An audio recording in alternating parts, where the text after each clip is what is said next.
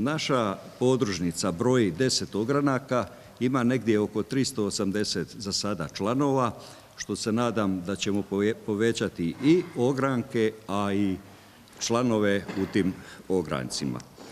Naša zalaganja će biti na sljedećem.